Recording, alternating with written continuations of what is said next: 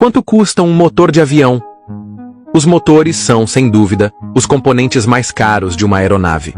Um exemplo impressionante é o motor GE9X, desenvolvido para o Boeing 777X. Este motor possui um diâmetro de 3,4 metros, praticamente o mesmo tamanho da fuselagem de um Boeing 737, que mede 3,76 metros. E quanto custa um motor desses?